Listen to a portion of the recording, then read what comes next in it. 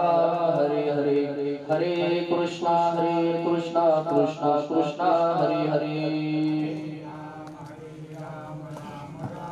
हरे हरे हरे कृष्ण कृष्ण कृष्ण हरे हरे हरे राम राम हरे हरे हरे कृष्णा कृष्णा कृष्णा हरे हरे हरे राम राम राम हरे हरे हरे कृष्ण कृष्ण कृष्ण हरे हरे हरे राम राम हरे हरे हरे कृष्णा हरे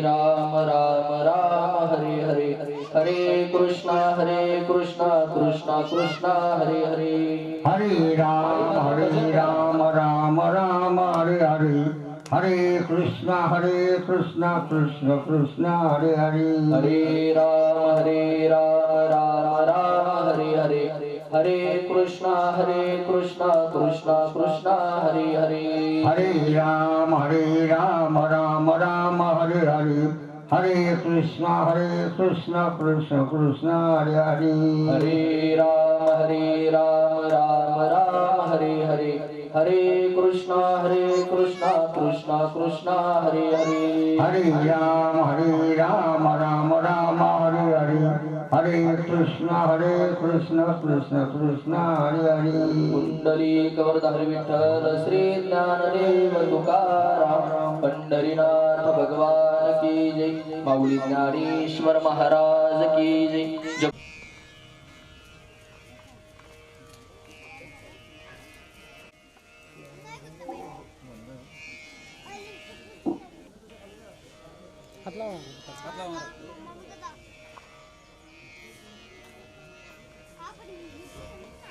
एकवटुनी जे क्षणी अनुसरले गा माझी वाहनी तेव्हाचे तयाचे चिंतनी मजची पडली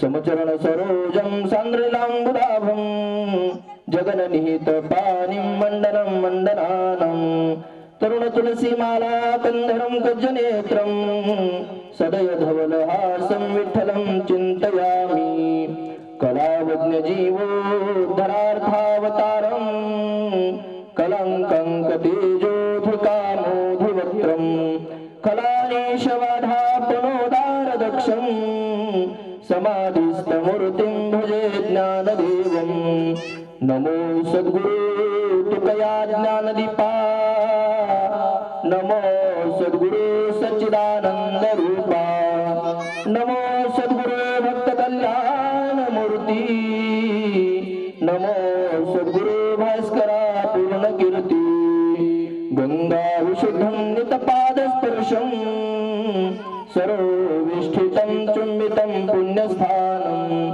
सराले स्थितं तं समाधिस्थमूर्तिं नमामि गंगागिरियोगिराजं तपोज्ञान वैराग्य भक्ति स्वरूपं सदालंकृतं साधु संन्यासयोगं मुखे यस्य वेदांत शास्त्रार्थ नितिं नमो नारायण गिरिज परब्रह्म स्वरूपं सुचीशील समदक्ष सुप्रताप जितेन्द्रियं तं नारायण गिरिज वंदे सच्चिदानंद विग्रहं रोहाजयाचे असे जन्मगाव दादाजयाचे लौकिक नाव कुंडलिनी जेथे असे भावगंगा नमस्कार माझा तया पांडुरंगा जयांचे केलिया स्मरण होय सकल विद्येंचे अधिकरण तेची वंदू श्रीचरण श्रीगुरूंचे ते नमस्कारुनी आता अनन्याश्चिंतयन्तो मां ये जना परुपासते तेषां नित्यभियुक्तानं योगक्षेमं वहाम्यहं ते एकवटुनी जे क्षणी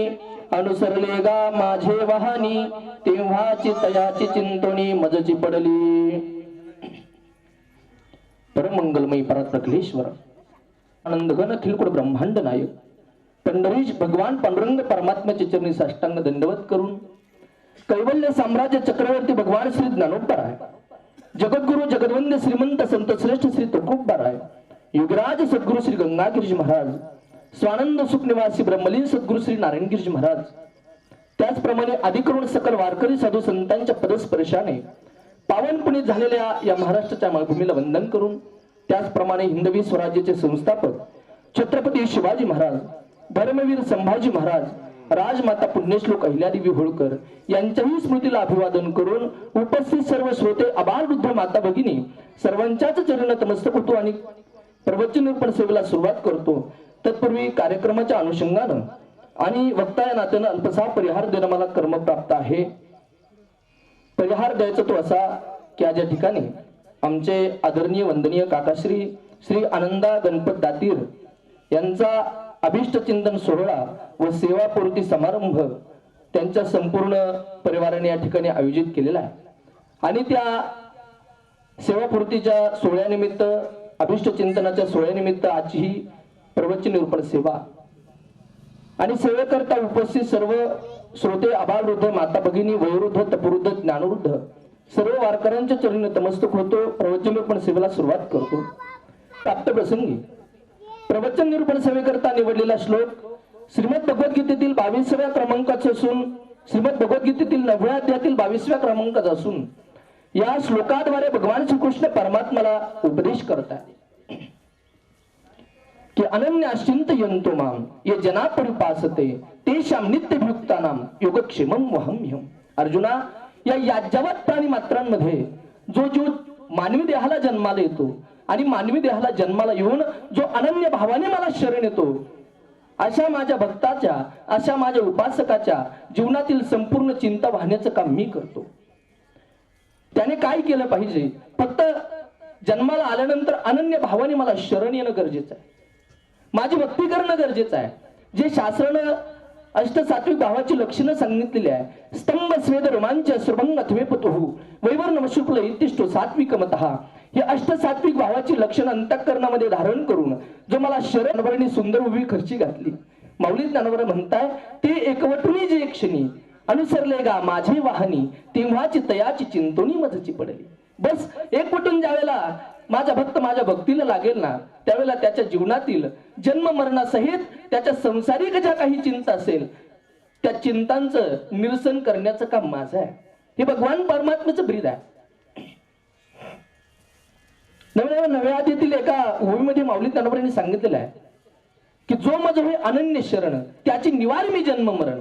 मला शरण आल्यानंतर त्याचं जन्म मरण मी निवारण करतोच करतो, परंतु ज्या संसारिक ज्या चिंता आहे त्या चिंता वाहण्याचं काम सुद्धा मी करतो. त्याचे संसारातली जी संकट आहे ती संकट निवारण्याचं काम सुद्धा मी करतो. एके ठिकाणी बाचा कैसा प्रेम भाव आपणच देव भोय गुरु, पढिये दे भाव पुरवी वासना अंत्य ते आपणा पासी न्यावे. योगक्षम त्यांचे जणे जड भरी वाट धावी करी धरून या. तो दयाघन परमात्मा फक्त जो त्याची अंतःकरणापासून भक्ती करेल ना, त्याच्या संपूर्ण चिंता वाहण्याचं काम तो भगवान परमात्मा करणार आहे. म्हटल्यानंतर आम्ही संसार सोडून द्यायचा का? त्याला माऊली ज्ञानोबांनी उत्तर दिलं, असोनी संसारी जिव्हा वेगू करी वेद शास्त्र भारी बाह्य सदा. तुम्ही संसारिक आहात ना, तुम्ही संसार करा, परंतु संसार करता करता भगवंताचं नामस्मरण करा. कामामध्ये काम काही म्हणा राम राम, जाईल भवश्रम सुख होईल दुःखाचे. तुम्ही जे काम करत असाल, जो व्यवसाय करत असाल, त्या व्यवसायामध्ये ते काम करता करता तुम्ही भगवान परमात्म्याचं नामचिंतन करा, जेणेकरून तुमच्या सर्व चिंता वाहण्याचं काम तो भगवान परमात्मा करेल. नामचिंतन करता करता म्हणजे काय? आपण संसार करतोय, संसारी काम करतोय, परंतु ती करत असताना चांगली कर्म करून आणि चांगलं जीवन जगून जर आपण भगवान परमात्म्याचं नामचिंतन केलं ना, तर आपल्यामध्ये त्या भगवंताच्या चरणाजवळ जाण्याचं सामर्थ्य प्राप्त होतं. वर्णन केलेलं आहे, तुका म्हणे फार थोडा तरी परोपकार. या याज्ञवत प्राणी मात्रांमध्ये आपण मानवी देहाला जन्माला आलेलो आहोत, परंतु या जन्माला आल्यानंतर आपण फक्त संसार करायचं नाहीये. त्याचं कारण देवे दिला देव भजना गोमटा.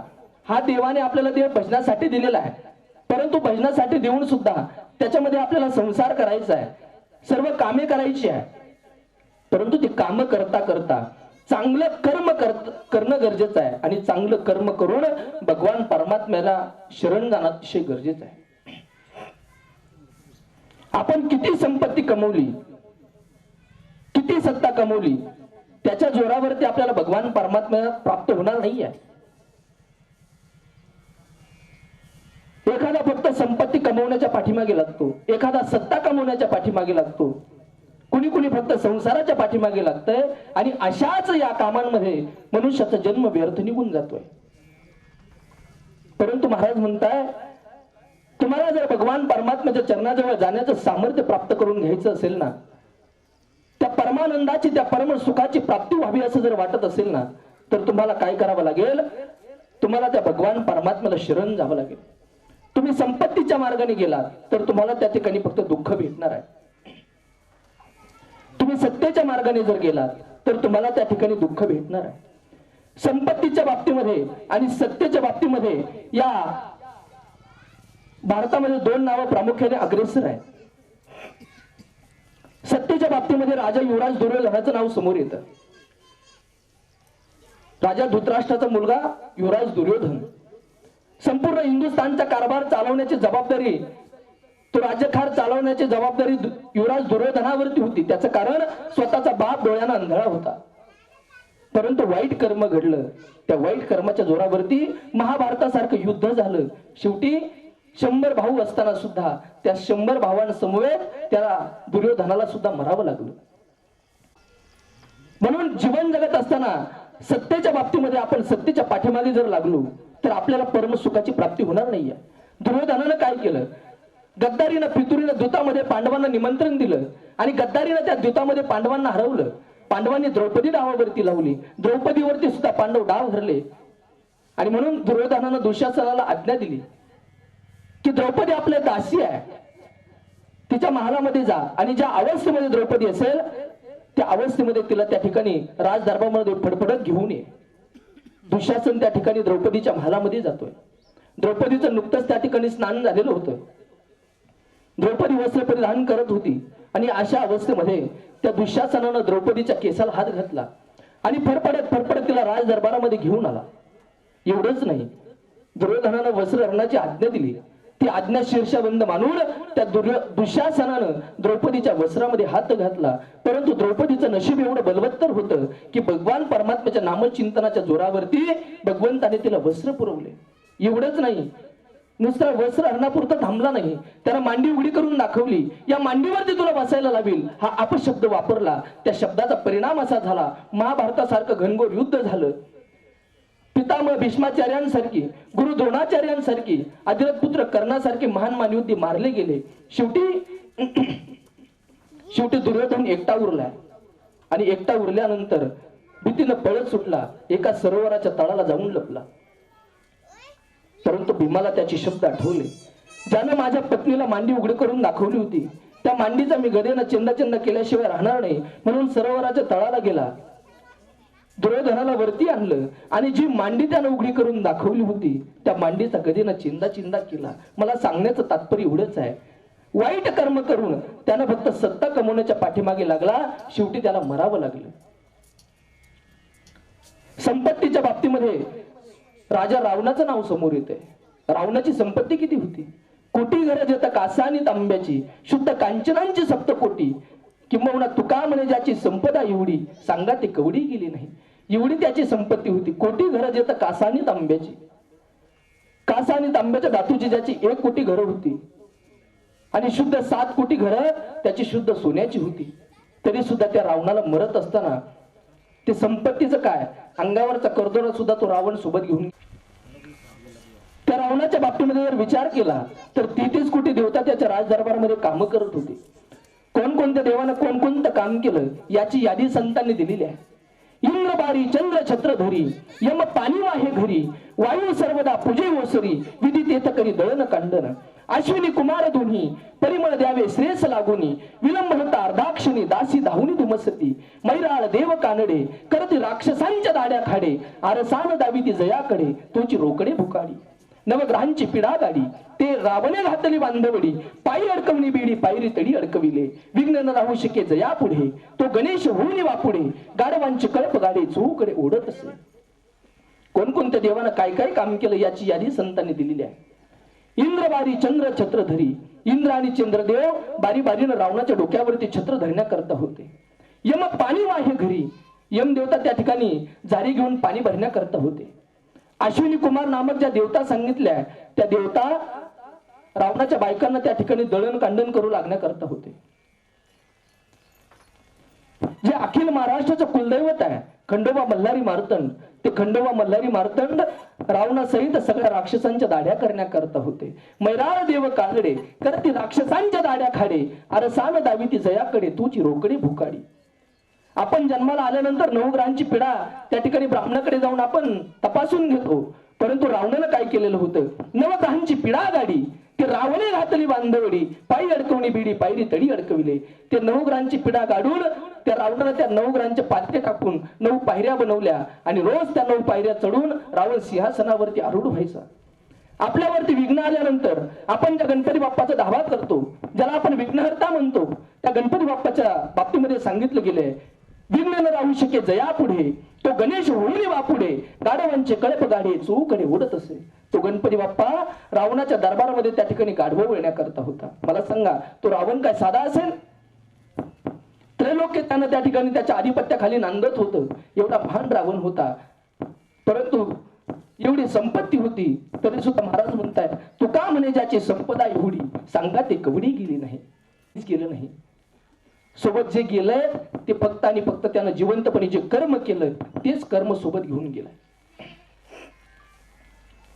म्हणून माझा सांगण्याचा उद्देश असा होता की या जावत प्राणी मात्रांमध्ये आपण मानवी देहाला जन्माला आलो, म्हणून ते जीवन जगत असताना आपण चांगली कर्म करणं गरजेचं आहे आणि चांगलं कर्म करून भगवान परमात्म्याचं नामचिंतन करणं गरजेचं आहे. एखाद्याने फार श्रीमंती कमवावी, फार श्रीमंती कमवावी, समुद्रासारखा श्रीमंत व्हावा. समुद्राची श्रीमंती किती आहे माहिती आहे? या पृथ्वी तलाच्या बाबतीमध्ये सांगितलं जातं 1 हिस्सा जमीन आहे आणि 3 हिस्से पाणी आहे, एवढी समुद्राची श्रीमंती आहे. परंतु एवढी श्रीमंती असून सुद्धा शास्त्र असं म्हणतंय तो समुद्र भिकारी आहे. त्याचं कारण, भिकारी काय आहे त्याचं कारण शास्त्रानं सांगितलं. त्या समुद्राला असं वाटतंय, गंगेनंही माझ्या समुद्राला वाटतंय ना, शास्त्र म्हणतंय तो समुद्र भिकारी आहे आणि त्या समुद्राचं स्थान शास्त्रानं पृथ्वीच्या खाली सांगितलेलं आहे. संग्रहरी परिप्राया समुद्रोपी रसातले, दातारम जलदम पश्चिम गर्जतम भुवनोपरी. शास्त्र असं म्हणतंय, ज्या समुद्राला असं वाटतंय की सर्व नद्यांनी सर्व पाण्याने माझ्यातून मिसळावं, त्या समुद्राचं स्थान शास्त्रानं खाली सांगितलेलं आहे. परंतु ज्या मेघाला असं वाटतंय माझ्याजवळ जे गोड पाणी आहे ते पाणी शास्त्रानं पृथ्वीच्या वरती सांगितलेलं आहे. समुद्र एवढा श्रीमंत आहे, एवढा श्रीमंत आहे, परंतु त्याचं दुर्दैव एवढं आहे, आपण त्याच्यावरती बोटीनं प्रवास करत असताना, ज्यावेळेला आपण समुद्रावरून बोटीने प्रवास करतो आणि तो प्रवास करत असताना आपल्याला पिण्याकरता पाणी घरून न्यावं लागतंय, हे त्या समुद्राचं दुर्दैव आहे. म्हणून शास्त्र म्हणतंय एवढी त्याची श्रीमंती असून सुद्धा तो समुद्र भिकारी आहे. म्हणून आपण सुद्धा फार श्रीमंत व्हावं, फार श्रीमंत व्हावं. परंतु आपल्या घरापुढे एखादा याचक जर मागण्याकरता आला तर त्याला नाही पैसे देता आले तरी चालेल, परंतु 2 घास सुखाचे त्याला आपण खाऊ घालू, एवढं तरी आपण श्रीमंत होणं गरजेचं आहे. एवढं दान आपण करणं गरजेचं आहे. जीवन जगत असताना आपल्याला एखाद्याचं चांगलं करता आलं नाही तरी चालेल, परंतु कुणाचं वाईट सुद्धा माणसानं करू नये. शास्त्र म्हणतं तुम्हाला एखाद्याला जर झोपडी बांधायला पैसे देता येत असेल तर देऊ नका, परंतु त्याचं झोपडं जर जळत असेल तर त्याच्यात रॉकेल ओतण्याचा प्रयत्न करू नका. एखाद्याच्या जखमीवरती तुम्हाला जर मलमपट्टी करता येत नसेल तर करू नका, परंतु त्याच्या जखमीवरती मीठ चोळण्याचा आणि लिंबू पिळण्याचा प्रयत्न कधी करू नका. भला किसी का कर न सके तो बुरा किसी का मत करना, पुष्प नहीं बन सकते तो तुम काटे बनकर मत रहना. बन न सके भगवान कम से कम इंसान बनो, नहीं कभी शैतान बनो, नहीं कभी हैवान बनो. सदाचारों में सदाचार अपना न सके तो दुराचारों में पद मत धरना, पुष्प नहीं बन सकते तो तुम काटे बनकर मत रहना. शास्त्र असं म्हणतंय आपल्याला जर एखाद्याच्या वाटेतली फुलं जर बनता येत नसेल तर बनवू नका, परंतु कुणाच्या मार्गातले काटे सुद्धा तुम्ही कधी बनवू नका. आणि सांगून जाईल महाराज, जो माणूस काटे बनत असतो ना तो माणूस सुद्धा फार चांगला आहे. जो माणूस आपल्या मार्गातले काटे बनत असेल ना तो माणूस आपल्याला त्या ठिकाणी सांभाळून पाऊल टाकायला शिकवत असतो. एखादा माणूस आहे त्याला असं वाटलं या रस्त्यावरती सगळीकडे फुलंच आहे, सगळीकडे रस्ता चांगला आहे तर तो धडधाकटपणे त्या रस्त्यावरून पदक्रमण करू शकतो, परंतु ज्या वेळेला त्याच्या लक्षात येईल ना की या रस्त्यावरती कुठेतरी काटे सुद्धा आहेत, त्यावेळेला चांगला माणूस आपली पावलं जपून टाकायला शिकवत असतो. म्हणून मार्गातले काटे सुद्धा चांगले आहे. म्हणून जी माणसं काटे बनतात ना त्यांचा कधी तिरस्कार करायचा नसतो. कबीर महाराज म्हणताय, निंदा मत करना किसी की सच्ची बात कबीर जी की, सच्चा झूठा दोनों भाई खुदा ने बनवाया, भगत की निंदा भगत करे सो कोई नरक में गया, निंदा मत करना किसी की सच्ची बात कबीर जी की. शास्त्र म्हणतं तुम्ही कुणाची निंदा करू नका. त्याचं कारण जी माणसं काटे बनतात ना ती चांगल्या माणसाला चांगली पावलं टाकून चांगलं चालायला शिकवत असतात. माऊली ज्ञानोबरांच्या जीवनामध्ये विसोबा खेचरांसारखी काटे होते, म्हणून माऊली ज्ञानोबरांचं जीवन आज सज्जन म्हणून तुमच्या आमच्या समोर येत आहे. मला वाटतं विसोबा खेचरांनी माऊली ज्ञानोबरांना त्रास दिला नसता तर स्वतःची पाठ तापवून त्या पाठीवरती माऊली ज्ञानोबा मांडे बाजू शकतात हे तुमच्या आमच्या समाजासमोर आलं नसतं. पैठणच्या त्या धर्मपीठातील त्या ब्राह्मण मार्तंड मंडळींनी जर त्रास दिला नसता तर कदाचित रेड्याच्या मुखातून माऊली ज्ञानोबराय वेद बोलवून घेऊ शकतात हे महात्म्य तुम्हाला आजपर्यंत कळालं नसतं. म्हणून माऊली ज्ञानोबरांच्या जीवनामध्ये विसोबा खेचरांसारखी कर्मठ ब्राह्मण मार्तंड मंडळींसारखे त्या ठिकाणी काटे होते, म्हणून माऊली ज्ञानोबरांचं चांगलं जीवन आज तुमच्या आमच्या समोर येते.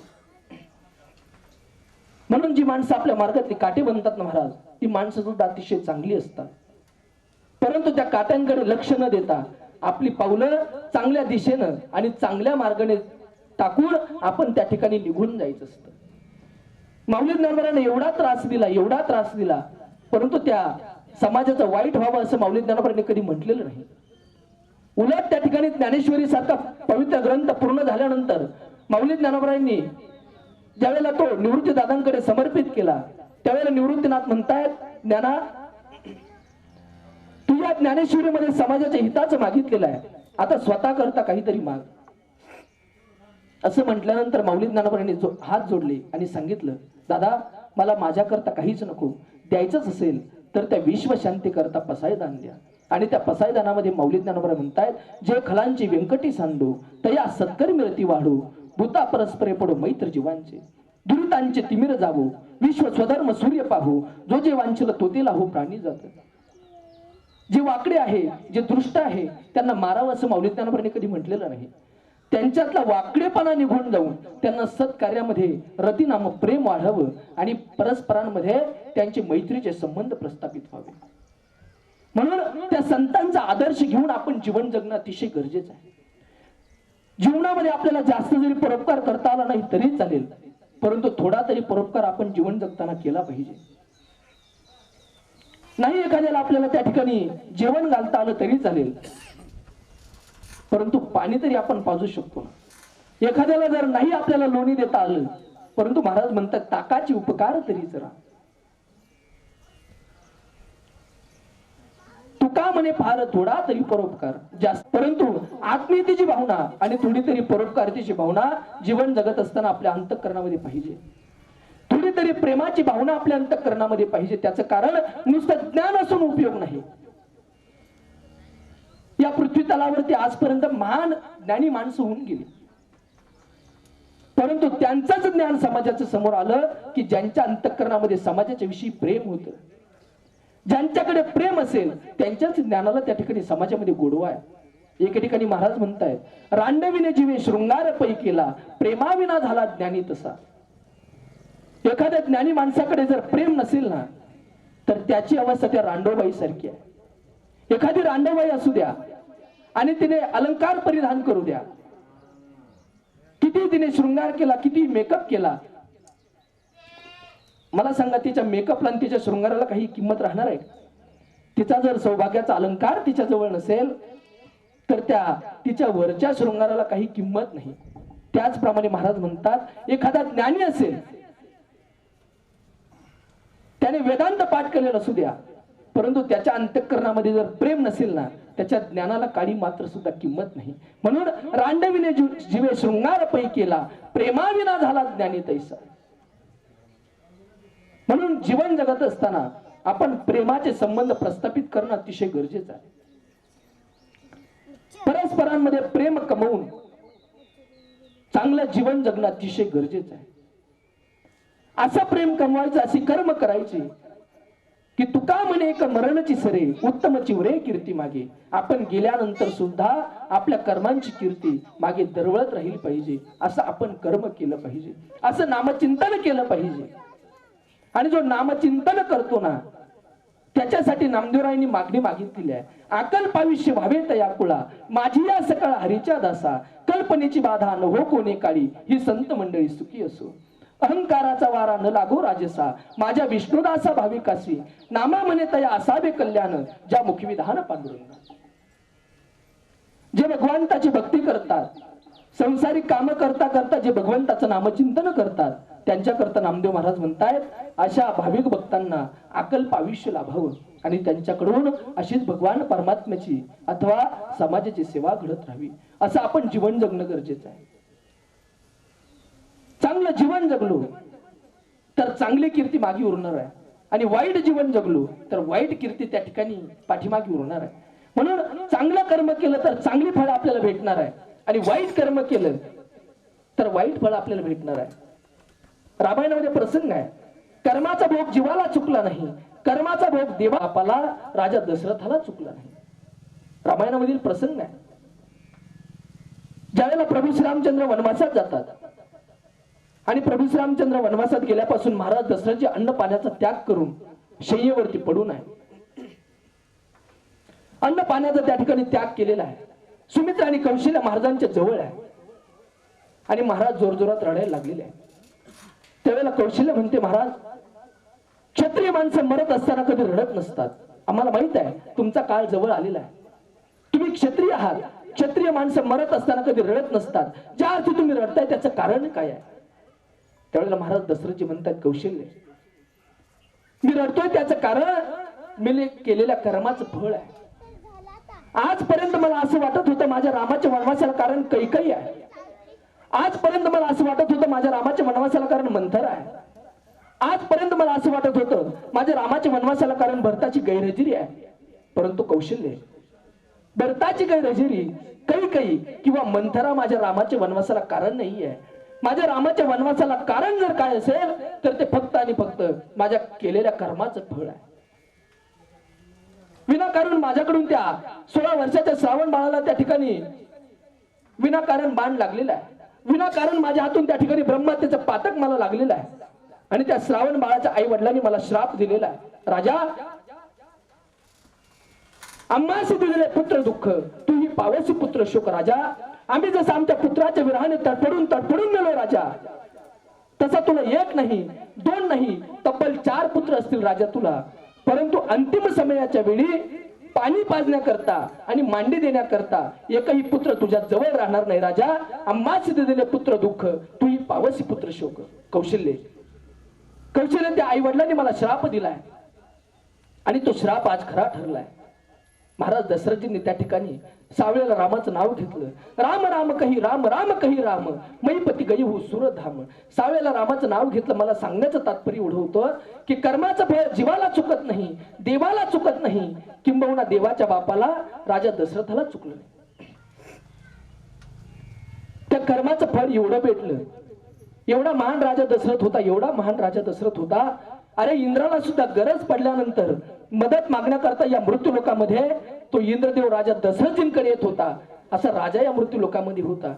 परंतु विनाकारण त्या ठिकाणी ब्रह्महत्येचं पातक घडलं आणि त्याचा परिणाम असा झाला की स्वतःचा मुलगा पाणी पाजण्याकरता आणि मांडी देण्याकरता शिल्लक नव्हता. अरे शेवटच्या क्षणाला ज्या बापाला स्वतःचा मुलगा पाणी पाजण्याकरता आणि मांडी देण्याकरता उपस्थित नसतो, त्यापेक्षा त्या बापाचं दुसरं काय दुर्दैव असू शकतं? विचार करा. जी प्रभू श्रीरामचंद्रांची मांडी नेमाने राजा दशरथजींना भेटायला पाहिजे होती, ती मांडी राजा दशरथजींना न भेटता टाकेद या ठिकाणी जटायू नावाच्या पक्षाला भेटते. काय भाग्यवान असेल तो जटायू, काय श्रीमंत असेल तो जटायू. म्हणून रामायणामधल्या दशरथापेक्षा तो जटायू नावाचा पक्षी फार श्रीमंत आहे. त्याचं कारण त्यानं मरत असताना त्याला प्रभू श्रीरामचंद्रांची मांडी भेटली आणि प्रभू श्रीरामचंद्रांच्या मांडीवरती त्यानं स्वतःचा देह प्राण सोडला. काय चांगले, काय पुण्यवान असेल, काय कर्म केले असतील त्या जटायू नावाच्या पक्षानं. म्हणून मला सांगण्याचं तात्पर्य एवढंच आहे, मानव देह भगवान परमात्म्याने आपल्याला दिलेला आहे, तर देहामध्ये संसार करता करता चांगली कर्म करणं अतिशय गरजेचं आहे. आणि जशी आपण कर्म करू तशीच आपल्याला त्या ठिकाणी फळ भेटणार आहे. भगवान परमात्मा विचार करणार नाही की याच्याजवळ किती श्रीमंती आहे आणि किती सत्ता आहे, याचा विचार भगवान परमात्मा करत नाही. यानं काय कर्म केलं त्याचा विचार भगवान परमात्मा करतोय. आपण सुद्धा गेल्यानंतर आपल्यासोबत काहीच येणार नाहीये. शास्त्र म्हणतंय धनानी भव पशवाश्य गोष्टे भार्या ग्रहद्वारे जनस्मशाने देवचितायाम परलोक मार्गे कर्मानु गोगश्चिती जीव एकः. शास्त्र म्हणतंय माणूस मेल्यानंतर जनावरे ढोरं गोठ्यात राहणार आहे, जमीन जुमदा जागेवरती राहणार आहे, पैसा अडका बँकेत राहणार आहे. समाज पाहुणे रावळे आपण म्हणतो माझ्या पाठीमागे फार मोठा समाज आहे, पण शास्त्र म्हणतंय तो समाज ते पाहुणे रावळे फक्त आपल्याला समाज स्मशानभूमीपर्यंत पोहोचता करण्याकरता येणार आहे. जिला आपण वाजत गाजत घरामध्ये आणलं, जित्याबरोबर संसारामध्ये आपण रत झालो, ती पत्नी फक्त घराच्या उंबरट्यापर्यंत आपली साथ देणार आहे. आणि हे जे शरीर आहे, हे शरीर फक्त चितेवरती ठेवण्यापुरतं आहे.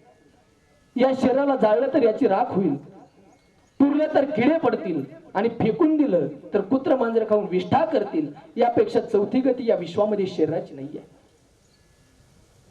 म्हणून हे शरीर सुद्धा आपल्या बरोबर येणार नाही.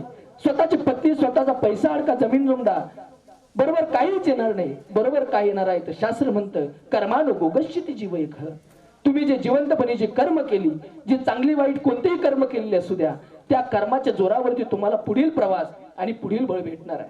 म्हणून ज्याला असं वाटतंय माझा पुढील जन्म चांगला असावा, त्याने या जन्मामध्ये चांगली कर्म करणं अतिशय गरजेचं आहे. चांगल्या कर्माच्या जोरावरती त्याला पुढील प्रवास चांगला भेटणार आहे. चांगली परोपकाराची जर कर्म केली तर त्या परोपकाराच्या कर्मावरती आपण गेल्यानंतर मी सांगून गेलो आपली कीर्ती त्या ठिकाणी पाठीमागे दरवळत राहते. चांगली कर्म करून सर्वांशी त्या ठिकाणी बंधू भावाचं प्रेम ठेवून जर आपण जगलो ना तर आपलं जीवन सुद्धा धन्य झाल्याशिवाय राहणार नाही. भारत माझा देश आहे, सारे भारतीय माझे बांधव आहे असं आपण नेहमी म्हणतो, परंतु प्रेम सांगून जाईल. या मातीने जे आपल्याला रक्त दिलंय ना, या मातीने आपल्याला जे रक्त दिलंय त्या प्रत्येक रक्ताच्या थेंबानं या मातीवरती प्रेम करणं अतिशय गरजेचं आहे. परंतु त्याच्याही पुढे जाऊन सांगेल या मातीवरती प्रेम करण्याच्या अगोदर त्या रक्तानं स्वतःच्या रक्तावरती प्रेम करणं गरजेचं आहे. अरे जे रक्त स्वतःच्या रक्तावरती प्रेम करत असेल ते रक्त या मातीवरती काय प्रेम करणार आहे. म्हणून आपापसांमध्ये चांगलं प्रेम कमवून आणि चांगले शब्द तोंडामध्ये ठेवून, चांगली वाणी मुखामध्ये ठेवून आपण जीवन जगणं गरजेचं आहे. चांगली जर वाणी आपण मुखामध्ये ठेवली तर त्या वाणीच्या जोरावरती आपल्याला चांगलं पद भेटत असतं. ज्यावेळेला शिकागोची धर्म परिषद भरलेली आहे आणि त्या शिकागोच्या धर्म परिषदेमध्ये आमच्या हिंदुस्थानचा एक नरेंद्र नावाचा युवक जातोय. नरेंद्र नावाचा युवक त्या ठिकाणी गेल्यानंतर काही क्षण त्या नरेंद्राला बोलण्याची संधी प्राप्त होते आणि त्या संधीचं सोनं करून तो नरेंद्र त्या ठिकाणी बोलण्याकरता स्टेजवरती जातोय. आणि स्टेजवरती गेल्यानंतर पहिले जे शब्द मुखातून बाहेर पडतात, all my dear brothers and sisters, माझ्या प्रिय बंधू आणि भगिनींनो, हे शब्द ज्यावेळेला त्या नरेंद्राच्या मुखातून बाहेर पडले त्यावेळेला त्या संपूर्ण धर्मसभेमध्ये एकाच एक टाळीचा नाद गुंजून उठला. कित्येक वेळ तो नरेंद्र बोलत राहिला, कित्येक वेळ बोलत राहिला, कित्येक वेळ बोलत राहिला आणि पुढे चालून याच शब्दांच्या जोरावरती त्या नरेंद्राचा स्वामी विवेकानंद झाले. ही शब्दाची ताकद आहे. म्हणून चांगली वाणी, चांगले शब्द आपल्या मुखामध्ये असणं गरजेचं आहे. चांगली वाणी, चांगले शब्द जर आपल्या मुखामध्ये असतील तर समाज आपलासा होईल आणि समाज आपलासा झाला तर आपली कीर्ती मागे वरेल. म्हणून शास्त्र म्हणतंय तुम्ही चांगले कर्म करून, चांगलं प्रेम कमवून, चांगली माणसं कमवून तुम्ही जर भगवान परमात्म्याचं नामचिंतन केलं तर तो भगवान परमात्मा तुमच्या संपूर्ण चिंता वाहण्याचं काम करेल. हे मी बोलत नाही, माऊली ज्ञानोबा सांगतात. जो मज होय अनन्य शरण किंवा ते एकवटुनी जी एक क्षणी अनुसरले गा माझे वाहनी तेव्हाची तयाची चिंतोनी मजची पडली. बस एकवटून ज्या वेळेला मनुष्य भगवंताच्या भक्तीला लागेल, चांगली कर्म करून त्यावेळेला त्या मनुष्याच्या जीवनातील संसारिक चिंतांबरोबर आणि संसारिक चिंतांमध्ये शास्त्र ज्या प्रामुख्याने 6 चिंता सांगितलेल्या आहे. कुग्रामवास कुलहीन सेवा, कुभोजनम कृतमुखीच्या भार्या, मूर्खस्य पुत्र विधवाची कन्या, विना विनाम प्रश्य प्रदंती कायम. या ज्या अग्नी वाचून जाणाऱ्या 6 चिंता शास्त्रानं सांगितलेल्या आहे, त्या चिंता निवारण्याचं काम सुद्धा तो भगवान परमात्मा करणार आहे. परंतु कधी करणार आहे ते एकवटून जी एक क्षणी अनुसरले का माझे भान. ज्या वेळेला एकवटून माझ्या भक्तीला लागतील त्याच वेळेला त्यांच्या संपूर्ण जीवनाच्या चिंता मी निवारण करेल. म्हणून आपल्या जीवनातील चिंता भगवान परमात्म्याने निवारण करावे असं जर वाटत असेल तर आपण भगवान परमात्म्याचं नामचिंतन करणं गरजेचं आहे. आपल्या चिंता निवारण व्हावे याच्याच करता नाही तर त्या भगवंताच्या आपल्यावरती अनंत उपकार आहे. अनंत उपकार आहे. आपल्याला नरदेव कुणी दान दिलेला आहे, त्या भगवान परमात्म्याने दिलेला आहे. दिले इंद्रिय हात पाय कान, डोळे मुख बोला या वचन, जेणे तू जोडसी नारायण गायीन गुण तयाच. त्या भगवान परमात्म्याने आपल्याला नरदेव दान दिलेला आहे. हात पाय कान नाक डोळे दान दिलेले आहे. ते कशा करता दिलेले आहे? त्या भगवान परमात्म्याचं नामचिंतन करण्याकरता दिलेले आहे. म्हणून त्या भगवंताच्या आपल्यावरती अनंत उपकार आहे. भगवंताने आपल्याला नाक दिलेला आहे. महिला मंडळ, भगवंताने तुम्हाला आम्हाला सर्वांना नाक दिलेला आहे. परंतु तुम्ही नाक देणाऱ्याचं नाव घेता की नथ देणाऱ्याचं नाव घेता? ज्या भगवंताने नाक दिलं त्याला आपण विसरलेलो आहे. आणि ज्याने नथनी दिली, ज्याने नथ दिली त्याचा आपण बायांमध्ये बसल्यानंतर 4 टाइम नाव घेतो. शास्त्र म्हणतंय जिस यार ने नथनी लाई उसे स्मरे बारंबार, लेकिन जिस यार ने नाक दिया उसे भूल गई गवार. दिलेला आहे त्याला आपण विसरून गेलेलो आहे. आणि ज्याने नथनी दिली त्याचा आपण वारंवार त्या ठिकाणी नाव घेतोय. जर नथनी देणाऱ्याचं आपण वारंवार जर नाव घेत असू तर ज्याने नाक दिलंय ना त्याचं सुद्धा नाव घेणं अतिशय महत्वाचं आहे. त्याने आपल्याला हात पाय कान नाक डोळे सगळं काही दान दिलेलं आहे, जीवन दान दिलेलं आहे. म्हणून त्या भगवान परमात्म्याचं नामचिंतन करणं हे आपलं आद्य कर्तव्य आहे. म्हणून त्याच्याकरता संसार सोडायचा नाही. संसार करता करता ज्याप्रमाणे चोखोबरायांनी संसार केला, संत श्रेष्ठ शांती ब्रह्मनाथ बाबांनी संसार केला, जगद्गुरु तुकोबरायांनी सुद्धा संसार केला, सर्व संतांनी संसार केला. परंतु संसार करता करता संसारिक काम करता करता त्या भगवंताचं नामचिंतन घेतलं. त्याचा परिणाम असा झाला अंतकाळी विठो आम्हासी पावला. अंतकाळच्या वेळेला स्वतः भगवान परमात्मा जगद्गुरु तुकोबरायांना नेण्याकरता आला. शांती ब्रह्मनाथ बाबांनी संसार केला. परंतु संसार करता करता भगवंताची एवढी काही भक्ती केली की स्वतः भगवान परमात्मा 14 वर्ष श्रीखंडाच्या रूपामध्ये त्यांच्या घरी काम करत होता. संत चोखोबरायांनी संसार केला. परंतु संसार करता करता भगवंताचे एवढं नामचिंतन केलं. एक दिवसाचा प्रसंग आहे. चोखोबरायांच्या पत्नीचं आता काही दिवसांमध्ये बाळंतपण होणार आहे. एक 2-5 दिवसांमध्ये चोखोबरायांच्या पत्नीचं बाळंतपण होणार होतं. आणि अशा अवस्थेमध्ये आषाढीची पंढरीची वारी आली. चोखोबरायांनी त्या पत्नीचा विचार न करता, घरादाराचा विचार न करता पंढरीच्या वारीला निघून गेले. पंढरीच्या वारीला निघून गेल्यानंतर भगवंताच्या चरणावरती त्या ठिकाणी दर्शन घेण्याकरता मस्तक ठेवलं. भगवंताने बघितलं, अरे हा चोखा माझ्या भक्ती करत करत माझ्या दर्शनाला आलेला आहे. परंतु याच्या पत्नीचं आता बाळंतपण होणार आहे. म्हणून भगवान परमात्म्याने संत चोखोबरायांच्या बहिणीचं रूप घेतलं आणि स्वतः त्या ठिकाणी घरी जाऊन चोखोबाची बहीण झाला शारंगधर, वहिनी उघडा दार हाका मारी. याला संतांनी पुरावा दिलेला आहे. म्हणून मला सांगण्याचं तात्पर्य एवढंच आहे की संसार करता करता त्या साधू संतांनी भगवंताची भक्ती केली. त्याचा परिणाम असा झाला की त्यांच्या संसारिक चिंता वाहण्याचं काम भगवान परमात्म्याने केलेलं आहे. विचार करा, एखाद्या बाईचं बाळंतपण करणं भगवान परमात्म्याने हे किती खालच्या दर्जाचं काम आहे. तरी सुद्धा भगवान परमात्म्याने किंतु परंतु अंतःकरणामध्ये न ठेवता चोखोबरायांच्या भक्तीला देव भुलला आणि त्यांच्या पत्नीचं बाळंतपण केलं. म्हणून संतांनी सांगितलं, कामामध्ये काम काही म्हणा राम राम. तुम्ही सुद्धा संसार करा. संसारिक काम करता करता भगवंताचं नामचिंतन करा. जेणेकरून तुमच्या सुद्धा संसारिक चिंता, जन्म मरणाची चिंता वाहण्याचं काम तो भगवान परमात्मा करेल.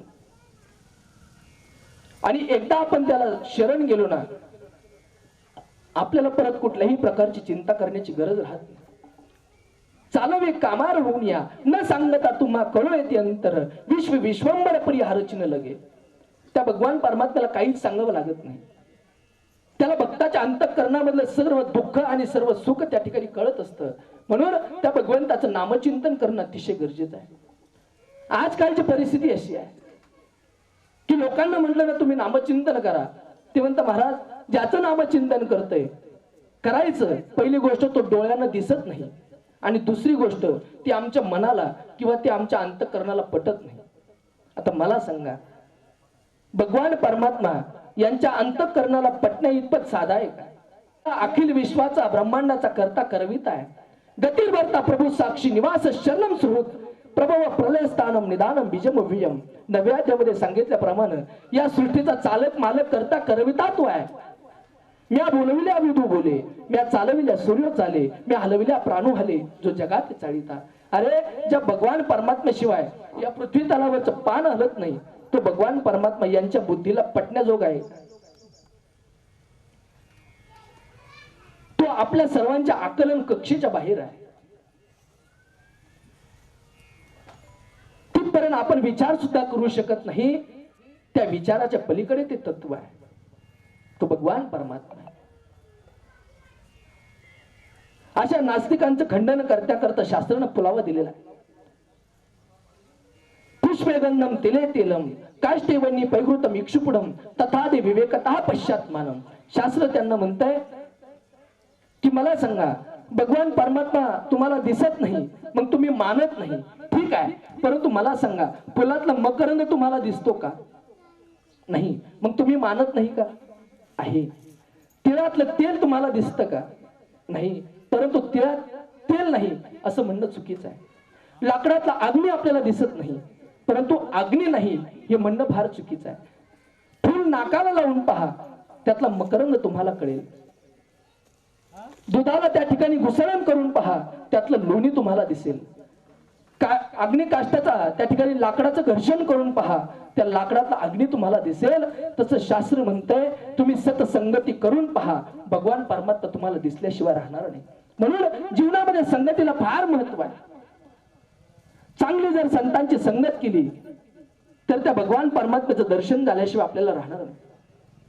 आणि वाईट कर्म केली तर चांगल्या माणसाचं जीवन सुद्धा अधोगतीला गेल्याशिवाय राहणार नाही. म्हणून जीवनामध्ये जन्माला आल्यानंतर चांगली कर्म करता करता चांगली संगती असणं महत्वाचं आहे. नवे नवे चांगली संगती जर असेल तरच चांगली कर्म घडणार आहे. एके ठिकाणी शास्त्र म्हणतंय नाहंक कोहतो राजन हंसोहम निर्मले जने नीच संग प्रसादेन जातम जन्म निरर्थक. एखाद्या नीच माणसाची जर आपल्याला संगत घडली ना तर आपला सुद्धा जन्म निरर्थक जातोय. एक कावळा राजहंसाच्या घरी पाहुणा गेला आणि पाहुणा गेल्यानंतर राजहंसानं त्याचं त्या ठिकाणी यथोचित सन्मान केला, सत्कार केला, आदर आतिथ्य केलं. उन्हाळ्याचे दिवस होते, आमरस पोळीचा त्या ठिकाणी स्वयंपाक केला. कावळ्याचा चांगला पाहुणचार झाल्यानंतर कावळ्यानं सांगितलं तुम्ही जसं आमचा पाहुणचार केला, आम्ही जसं तुमच्या घरी अतिथी म्हणून आलो, तुम्ही सुद्धा या एक दिवस फिरता फिरता आमच्याकडे अतिथी म्हणून. आणि म्हणून पुढे धोंड्याचे दिवस आल्यानंतर राजहंसानं विचार केला की आपल्याला कावळ्याने बोलावलं होतं, म्हणून राजहंस त्या ठिकाणी कावळ्याच्या घरी पाहुणा गेला. आता कावळ्याचं घर एका विशाल वटवृक्षाच्या झाडावरती होतं. विशाल वटवृक्षावरती त्या ठिकाणी कावळ्याचं घरटं होतं. कावळा त्या ठिकाणी एका फांदीवरती बसलेला होता. राजहंस सुद्धा गेला आणि त्या कावळ्याच्या शेजारी जाऊन बसला. कावळ्यानं त्या ठिकाणी त्याचा सुद्धा यथोचित सन्मान सत्कार केला, आदरातिथ्य केलं, योग्य तो पाहुणचार केला. आणि एका फांदीवरती कावळा आणि राजहंस दोघे त्या ठिकाणी गप्पा मारत बसलेले होते की एक राजा आपली स्वारी घेऊन त्या रस्त्याने चालला होता. उन्हाळ्याचे दिवस होते आणि राजाने विचार केला की एवढे मोठे विशाल वटवृक्ष आहे आणि त्याची एवढी मोठी गार सावली आहे, आपण या झाडाखाली विश्रांतीला थांबू. म्हणून एक सैनिक त्या ठिकाणी खाली बसला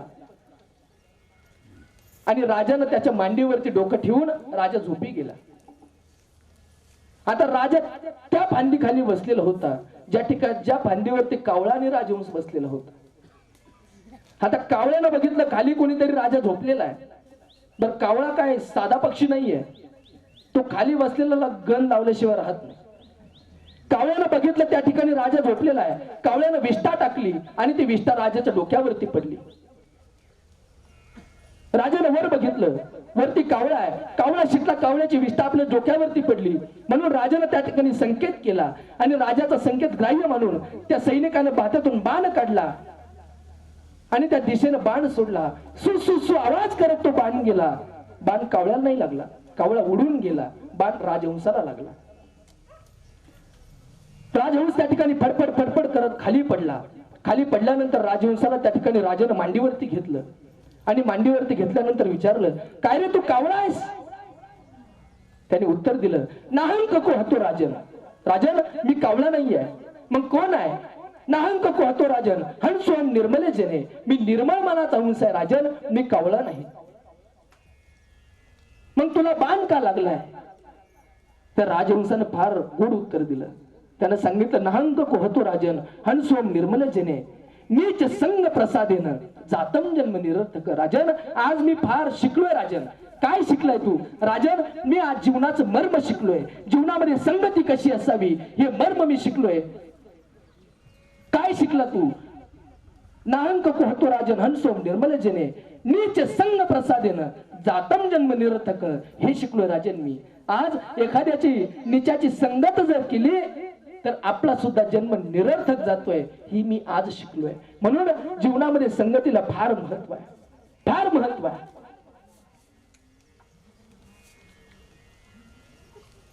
कर्ण एवढा मोठा विद्वान होता, एवढा मोठा शूरवीर होता, परंतु त्यानं दुर्योधनाची संगत केली. शेवटी कर्णाला सुद्धा मरावं लागलं. कर्ण एवढा महान होता, एवढा महान होता, ज्यावेळेला कर्णाच्या रथाचं चाक पृथ्वीनं गिळलं आणि कर्ण ते चाक काढण्याकरता धनुष्य त्या ठिकाणी रथामध्ये ठेवून रथाच्या खाली उतरला आणि ते चाक काढण्याकरता ते चाक लोटू लागला. त्यावेळेला भगवंत अर्जुनाला म्हणताय, अर्जुना तुझ्या बातातून बाण काढ आणि लगेच या ठिकाणी कर्णाचा वध कर. त्यावेळेला अर्जुन म्हणतोय, भगवंता हे बरोबर नाहीये. त्याच्या हातामध्ये शस्त्र नाहीये आणि एखाद्याच्या निशस्त्र असणाऱ्या वीरावरती बाण चालवणं, वार करणं ही युद्धांच्या नियमामध्ये बसत नाही. त्यावेळेला भगवंताने दिलेलं उत्तर अतिशय महान आहे, अतिशय महत्वाचं आहे. भगवंत असं म्हणतायत, अर्जुना त्यानं जर रथाचं चाक काढलं आणि त्याचा विजय धनुष्य जर त्याच्या हातामध्ये जर आला तर तुझ्या सोबत माझा सुद्धा भरोसा नाही. हे भगवान परमात्म्याच्या मुखातले वाक्य आहे. त्याचा विजय धनुष्य जर त्याच्या हातामध्ये आला तर तुझ्यासोबत माझा सुद्धा भरोसा नाही आहे. म्हणून तू याच ठिकाणी कर्णाला ठार मार. एवढा महान तो कर्ण होता की ज्याच्या वीरतेची भीती स्वतः गोपाल कृष्णांना सुद्धा वाटत होती. एवढा महान तो कर्ण होता. परंतु वाईटाची संगत घडली, दुर्योधनाची संगत घडली, शेवटी कर्णाला सुद्धा त्या ठिकाणी मरावं लागलं. म्हणून जीवनामध्ये चांगली संगत असणं महत्वाचं आहे. चांगली कर्म करणं अतिशय गरजेचं आहे आणि चांगली कर्म करून भगवंताचं नामचिंतन करणं अतिशय गरजेचं आहे. नुसतं आपण वाईट कर्म करत असू आणि भगवंताचं नामचिंतन करत असू, मला सांगा तो भगवान परमात्मा आपलाच होणार आहे का? त्याचं नामचिंतन करण्याकरता आपली कर्म सुद्धा चांगली असणं महत्वाचं आहे. चांगले कर्म करून त्याचं नामचिंतन केलं तरच त्याच्या चरणाजवळ जाण्याचं सामर्थ्य प्राप्त होत. म्हणून जीवन जगत असताना जीवनामध्ये त्याग परोपकार अतिशय महत्वाचा आहे. ज्याच्या जीवनामध्ये त्याग असेल त्याच्या जीवनाला त्या ठिकाणी सुगंध येत असतो. जो मनुष्याच्या जीवनामध्ये त्याग नाही ना त्याची समाज पूजा करत नाही, आणि ज्याच्या जीवनामध्ये त्याग असतो त्या मनुष्याची समाज त्या ठिकाणी पूजा करत असतो. ज्या दगडाच्या जीवनामध्ये त्याग आहे त्याच दगडाला त्या ठिकाणी मंदिरामध्ये बसण्याचा अधिकार प्राप्त होत असतो. ज्या दगडाच्या जीवनामध्ये त्याग नाही त्या दगडाला पायरीला सुद्धा कुणी लावत नाही. एखादा दगड आहे आणि तो जर पाथरवटाकडे गेला तर पाथरवट त्याला आडवा पडतो, मोठमोठ्या छन्न्या घेतो, मोठमोठे हातोडे घेतो, त्याचे मोठमोठे नको असलेले शक्ल बाजूला करतो आणि मग त्या छन्न्या लहान होतात, ते हातोडे लहान होतात आणि लहान झालेले हातोडे मग त्या दगडाला आकार द्यायला सुरुवात करतात. हळूहळू त्या ठिकाणी मुकुट तयार केला जातोय. मुकुटावरती शिवपिंड तयार होते, खाली नाक तोंड डोळे तयार होत आहेत, हात तयार होत आहेत, कटेवरती ठेवल्या जात आहेत. ज्या दगडाच्या जीवनामध्ये त्याग असेल त्याच दगडाची त्या ठिकाणी मूर्ती होत असते. म्हणून महाराज म्हणतायत सायेची टाकी गाये पाशानं देवाची झाला पाहिजे. अरे टाकीचे गाव सण केल्यानंतर जर दगडाचा देव होत असेल तर माणसाचा का होणार नाही. आणि तो जर व्हावा असं जर वाटत असेल तर जीवनामध्ये त्याग असणं अतिशय महत्वाचं आहे आणि समाजातून आलेले घाव सहन करणं अतिशय महत्वाचं आहे. जो माणूस त्या ठिकाणी समाजातून आलेले घाव सहन करील ना त्या माणसाला सज्जन होण्याचा अधिकार असतो. माऊली ज्ञानेश्वरांनी समाजातून आलेले घाव सहन केले. आजही त्यांच्या ज्ञानेश्वरीची आपण पूजा करतो. जगद्गुरु तुकोबरायांनी समाजातून आलेले घाव सहन केले. आजही त्यांच्या गाथेसारख्या ग्रंथाची आपण पूजा करतो. सहन केले म्हणून आज ते संत पदाला प्राप्त झाले. म्हणून ज्या माणसाला असं वाटतंय की माझं सुद्धा लोकांनी दर्शन घ्यावं, माझं सुद्धा लोकांनी नाव घ्यावं, त्या माणसाच्या जीवनामध्ये सुद्धा त्याग आणि परोपकार असणं अतिशय गरजेचं आहे. एका लोहाराच्या दुकानाचं उद्घाटन होतं आणि त्या ठिकाणी मी गेलो. त्या ठिकाणी मोठमोठे छन्ने ठेवलेले होते, मोठमोठे हातोडे ठेवलेले होते, नवीन नवीन भाते त्या ठिकाणी ठेवलेले होते. त्यानं मला पूजा करायला लावली. मी त्या ठिकाणी गंधामध्ये बोट बुडवलं आणि जे नवीन नवीन ज्या छन्न्या ठेवलेल्या होत्या, नवीन नवीन जे हातोडे ठेवलेले होते, मी त्यांना गंध लावण्याकरता हात पुढे केला. त्यानं माझा हात धरला. मला का बरं हात धरला? त्यानं सांगितलं महाराज या नवीन छन्न्यांना, या नवीन हातोड्यांना गंध लावायचा नाही. तुम्हाला जर गंध लावून आधी जर पूजा करायची असेल तर ती या ऐरणीची करा. म्हणलं कारण ही ऐरण फार जुनी आहे. तू म्हणे महाराज ऐरण जुनी आहे परंतु माझ्या पंजोबांनी सुद्धा तीच वापरली, माझ्या वडिलांनी सुद्धा तीच वापरली आणि आज मी सुद्धा तीच वापरतोय. त्याच ऐरणीवरती आमच्या 3 पिढ्यांचा उदरनिर्वाह झाला. ती ऐरण आमच्यासाठी देव आहे. म्हटलं अरे ही फार जुनी आहे. मग तू जर तुझ्या आजोबांच्या हातची जर ऐरण ठेवली मग हातोडे का ठेवले नाही, छन्न्या का ठेवल्या नाही? त्यानं दिलेलं उत्तर फार गोड आहे. तो म्हणे महाराज मी फक्त ऐरण ठेवली, हातोड्या आणि छन्न्या ठेवल्या नाही. त्याचं कारण हातोड्या आणि छन्न्या हे घाव मारणारे होते, त्याच्यामुळे ते तुटले गेले. ही ऐरण आस्था गायब त्या हातोड्यांचे घाव सहन करत होती म्हणून ती आस्था गायब सुद्धा जिवंत आहे. मला सांगण्याचं तात्पर्य एवढंच आहे, ज्या माणसाची आपण गेल्यानंतर लोकांनी आपलं नाव घ्यावं असं जर वाटत असेल तर आपल्या जीवनामध्ये चांगली कर्म आणि त्याग परोपकाराची भावना असणं अतिशय महत्वाचं आहे, अतिशय महत्वाचं आहे. आणि त्याच्या जोरावरती भगवान परमात्मा आपल्याला प्राप्त होत असतो. भगवान परमात्मा म्हणजे दुसरं काही मंदिरामध्ये जर तुम्ही गेलात तर त्या ठिकाणी भगवान परमात्मा प्राप्त होतो असं अजिबात नाही आहे. समाजामध्ये जीवन जगत असताना चांगला भाव ठेवून जर आपण जीवन जगलो तर त्याच भावाच्या जोरावरती आपल्याला भगवान परमात्मा त्या ठिकाणी प्राप्त होत असतो. एखाद्या मंदिरामध्ये जर आपण गेलो आणि अंतःकरणामध्ये तर त्या दगडामध्ये तुम्हाला मूर्ती दिसेल. मला सांगा आपली आई आहे ती आपल्याला आई आपल्या डोळ्यांनी दिसते की भावनेच्या डोळ्यांनी दिसते? भावनेच्या डोळ्यांनी दिसते. त्याचं कारण भावनेची दृष्टी असेल तर ती आई आहे, नाहीतर ती एक बाई आहे. भावनेची दृष्टी असेल तर तो आपला बाप आहे, नाहीतर तो माणूस आहे. म्हणून भावना असणं अतिशय गरजेचं आहे. प्रेमाची भावना, वात्सल्याची भावना अंतःकरणामध्ये असणं अतिशय गरजेचं आहे. शांतीब्रह्मनाथ बाबांच्या अंतःकरणामध्ये प्रेमाची भावना होती म्हणून तो यौवन 21 वेळा अंगावरती थुंकला तरी सुद्धा वरती थुंकला. शेवटी तोंडाला 10 सुटला आणि नाथ बाबांचं त्या ठिकाणी शरण आला. त्यांचं दर्शन घेतलं. माझं चुकलं, मला माफ करा. नाथ बाबांनी त्याला उत्तर दिलं, बाबा यात तुझी काहीच चूक नाही आहे, ही सर्व भगवान परमात्म्याची लीला आहे. तू जर माझ्या अंगावरती 21 वेळा जर थुंकला नसता तर मला या गोदामाईचं 21 वेळा स्नान घडलं नसतं. तू माझ्या अंगावरती 21 वेळा थुंकला म्हणून मला या गोदामाईचं, या पवित्र गंगेचं 21 वेळा स्नान घडलं. ही प्रेमाची, ही वात्सल्याची भावना नाथ बाबांच्या अंतःकरणामध्ये होती. भावना अंतःकरणामध्ये अतिशय असणं चांगलं. प्रेमाची भावना असणं अतिशय गरजेचं आहे. प्रेमाची भावना चांगली संगत, आणि चांगली संगत घडली तर मी सांगून गेलो चांगली कर्म घडतात, आणि चांगली कर्म घडली तर त्याच जोरावरती आपल्याला चांगला परमार्थ करता येतो, आणि चांगला परमार्थ केला, चांगलं नामचिंतन केलं तर तो भगवान परमात्मा तुमच्या आमच्या सर्व चिंता त्या ठिकाणी वाहून येत असतो. मोठ्यातली मोठी चिंता असू द्या, जन्म मरणाची चिंता असू द्या, सर्व प्रकारच्या चिंता तो भगवान परमात्मा वाहत असतो. याला श्रीमद भगवद्गीतेच्या 7व्या अध्यायातील 12व्या अध्यायातील 7व्या क्रमांकाच्या श्लोकामध्ये पुरावा आहे.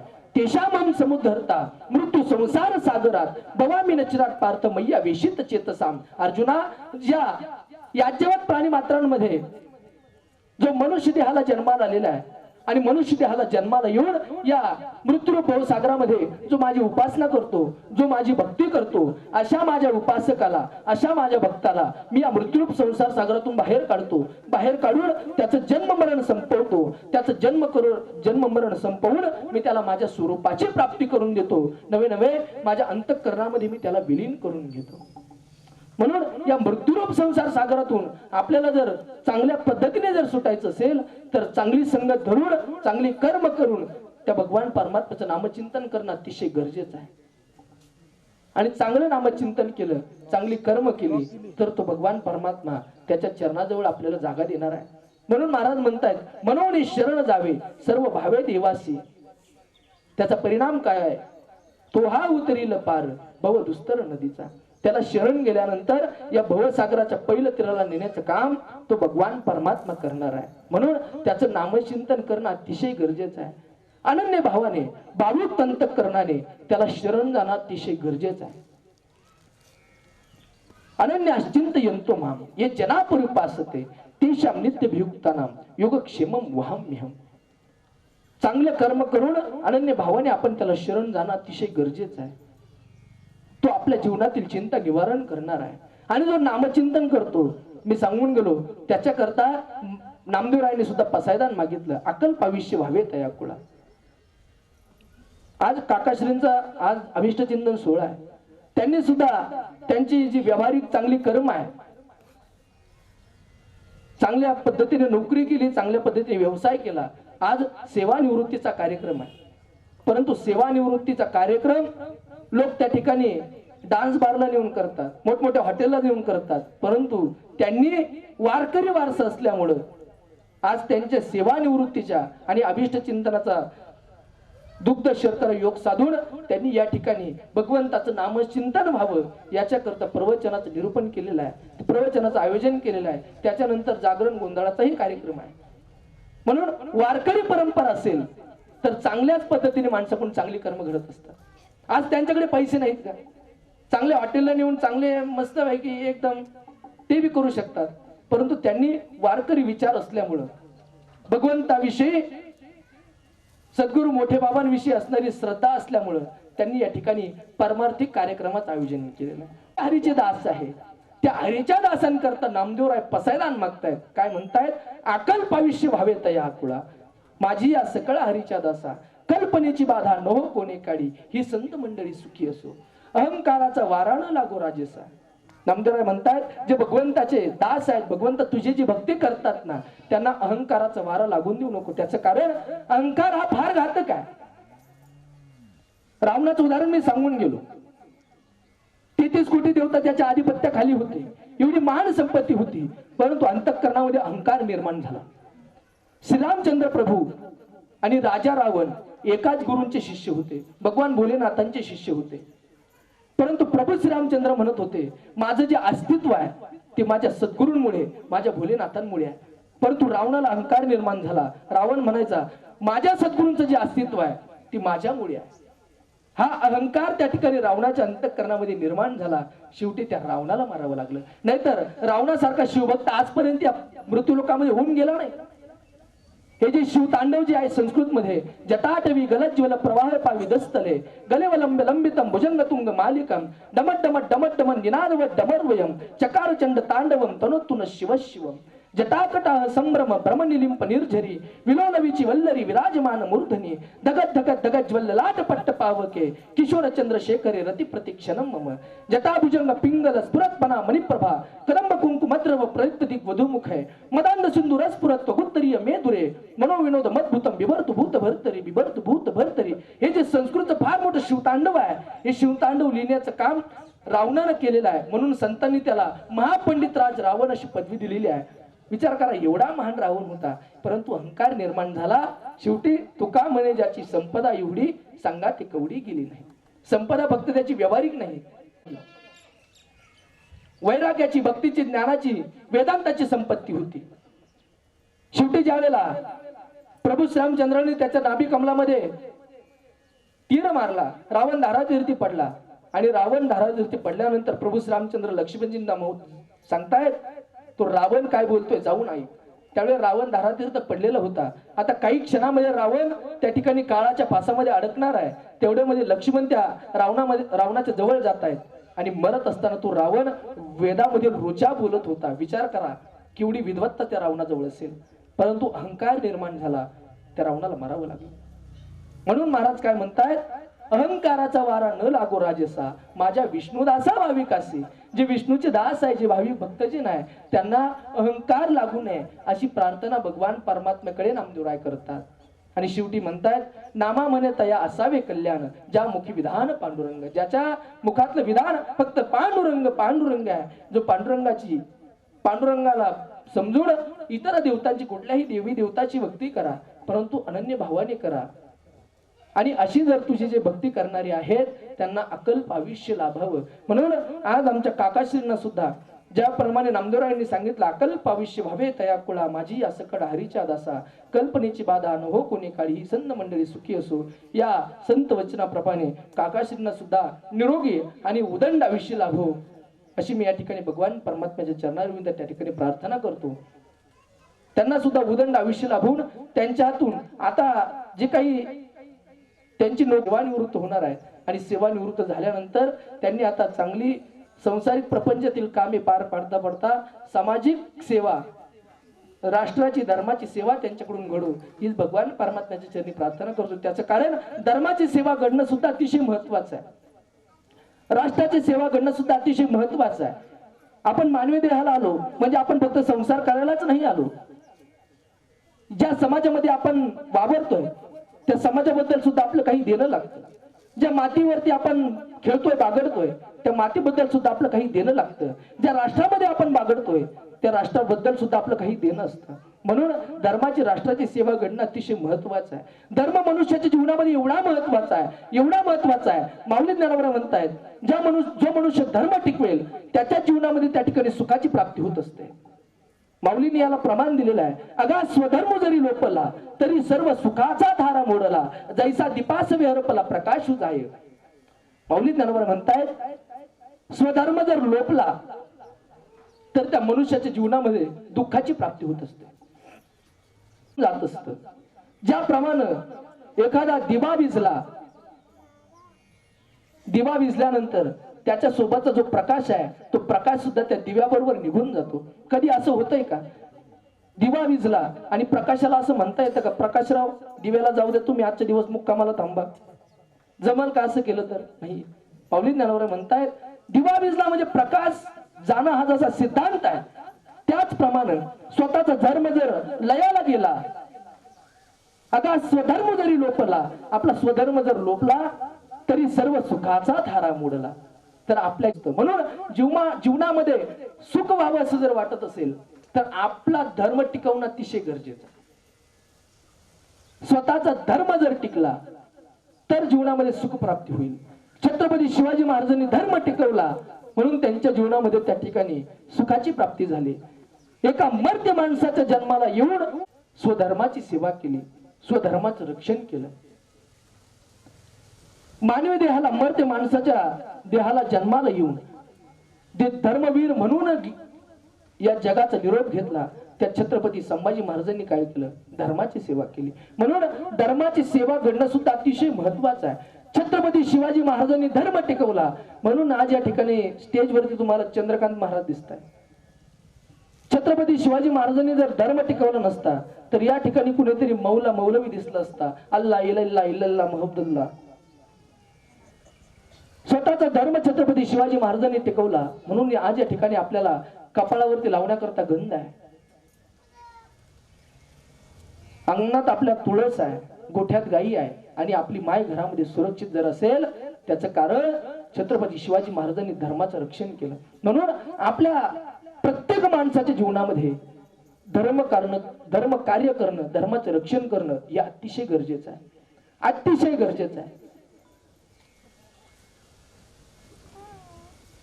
आज जो आपल्या देशामध्ये जे काही वर्तमान काळातली जी परिस्थिती आहे, आतंकवादी त्या ठिकाणी हल्ले करतायत, विध्वंस करतायत.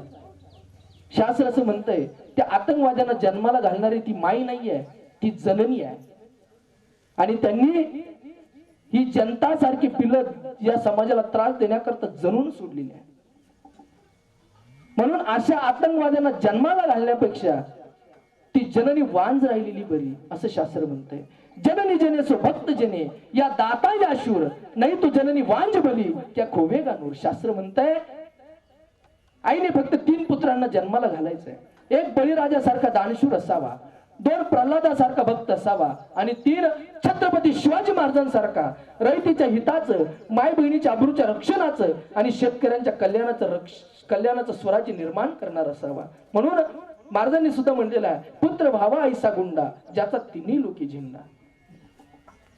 असा पुत्र आपल्या घरामध्ये जन्माला आला पाहिजे की ज्याच्या हातून धर्माची, राष्ट्राची सेवा घडली पाहिजे.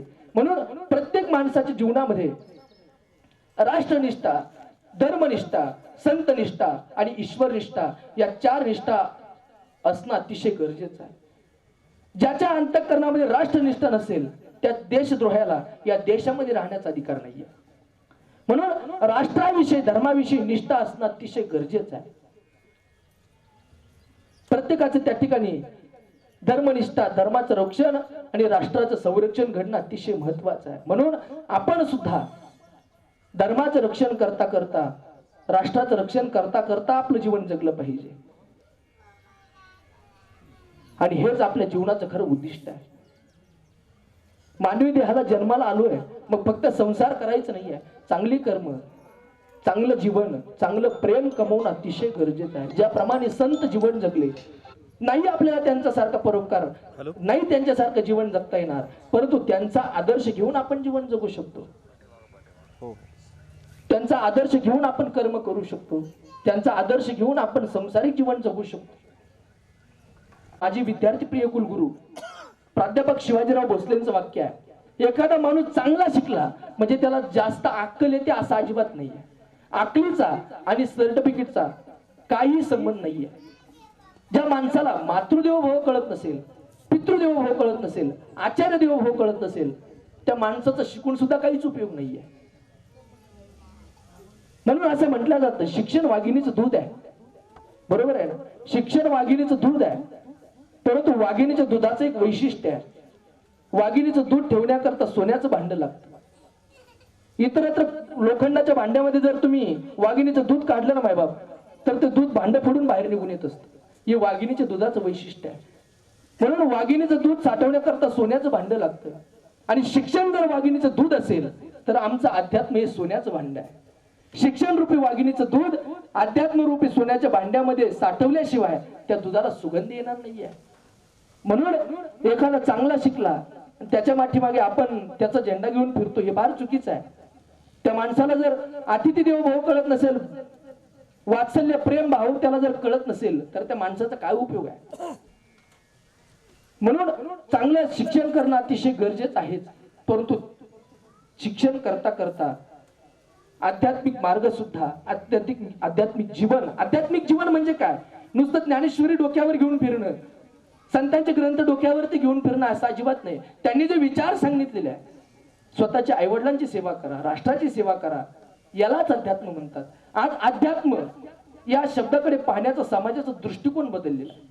अध्यात्म म्हणजे काय, फक्त धोतर फेटा बांधून वारी करणं, माळा गंध लावणं, हे अध्यात्म नाही आहे. हे आपलं कर्म आहे. आपण जर हिंदू धर्मात जन्माला आलेलो असू तर आपल्या गळ्यामध्ये माळ असणं गरजेचं आहे. आपण जर हिंदू असू तर आपल्या डोक्यावरती शेंडी असणं गरजेचं आहे. आपण जर हिंदू असू तर आपल्या कपाळावरती गंध लावणं गरजेचं आहे. याला अध्यात्म म्हणत नाही. हे कळा आणि गंध ही हिंदू असल्याची लक्षणं आहे. अध्यात्माची लक्षणं कोणती आहे? अध्यात्माची लक्षणं अंतःकरणामध्ये प्रेम असणं, चांगला भाव असणं, इतरांबद्दल प्रेमाची त्या ठिकाणी भावना असणं, परोपकारती त्यागाची भावना असणं, याला अध्यात्म म्हणतात. म्हणून अशा पद्धतीने आपण जीवन जगलं पाहिजे. आणि असं जर आपण जीवन जगलो, असं जर प्रेम कमावून चांगले कर्म करून आपण जर जीवन जगलो आणि त्याचं भगवान परमात्म्याचं नामचिंतन केलं तर भगवंत स्वतः म्हणतात अनन्याश्चिंतयन्तो माम ये जनापरूपासते तेषां नित्यभियुक्तानां योगक्षेमं वहाम्यहम्. या श्लोकावरती भाष्य करत असताना निवडलेली माऊली म्हणतात ते एकवटून जी क्षणी अनुसरले गा माझी वाहनी तेव्हाची तयाची चिंतोनी मजची पडली. बस एकवटून माझा भक्त ज्यावेळेला माझ्या वक्तीला लागेल त्याची संसारिक चिंता, जन्म मरणाची चिंता वाहण्याचं काम मी करेल. कशी करेल? मग तीही जे जे करावे ते मजची पडले आघवे जैसे अजात पक्षाची निजीने पक्षीनी जी आहे. अजात नावाचा पक्षी माऊली ज्ञानोबरायांनी शोधून काढलेला आहे. तर पक्षी असा आहे की त्यानं त्याच्या पिल्लांकडे एकदा दृष्टी जरी टाकली ना तर त्या पिल्लांचं पोट भरत असतं. काय? त्या अजात नावाच्या पक्षानं त्याच्या पिल्लांकडे दृष्टी जरी टाकली ना तरी सुद्धा त्या पिल्लांचं पोट भरत असतं. तसं भगवंत म्हणतात की मी सुद्धा त्या अजात नावाच्या पक्षाप्रमाणे माझ्या भक्तावरती दृष्टी जर टाकली तर त्या भक्ताची चिंता संपूर्ण मला प्राप्त होत असते. परंतु त्यानं काय केलं पाहिजे? ते एकवटून जी क्षणी सगळा सारांशित आहे. कोणता?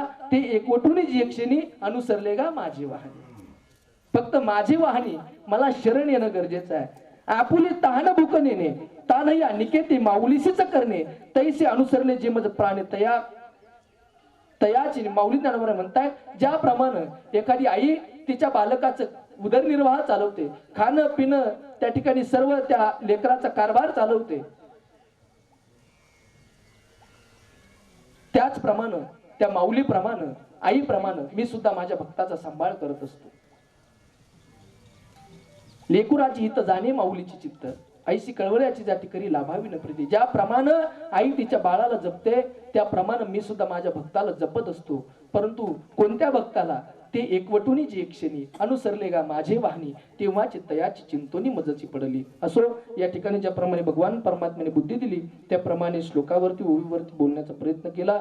जे काही चुकलं असेल ते माझ्या बुद्धीचे दोष समजावून माझी मला परत द्या.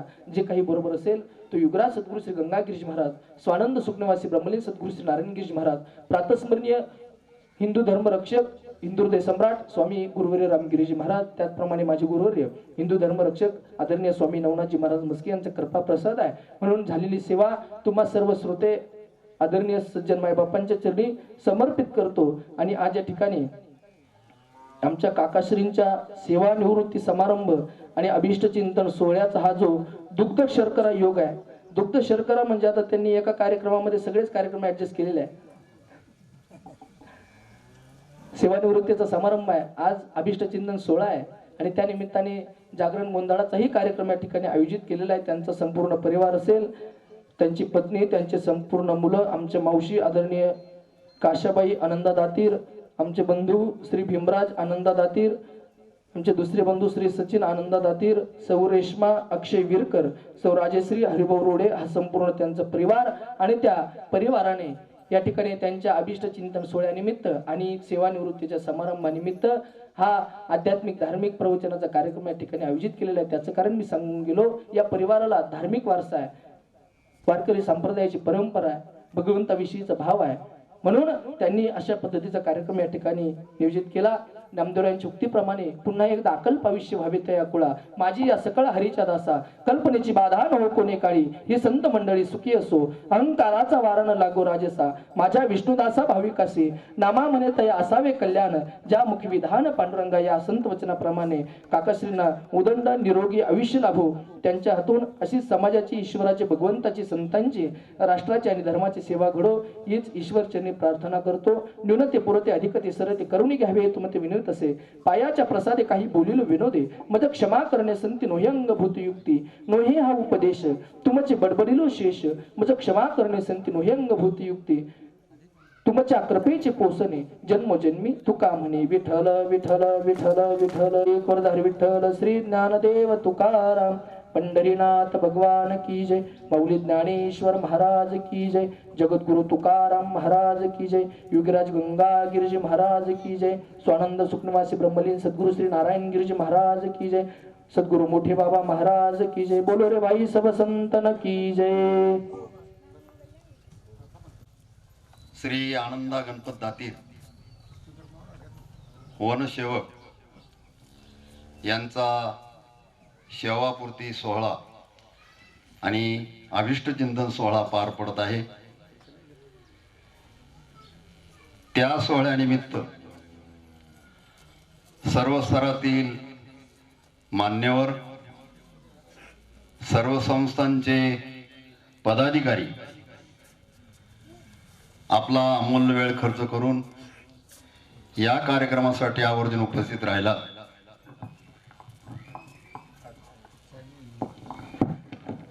याबद्दल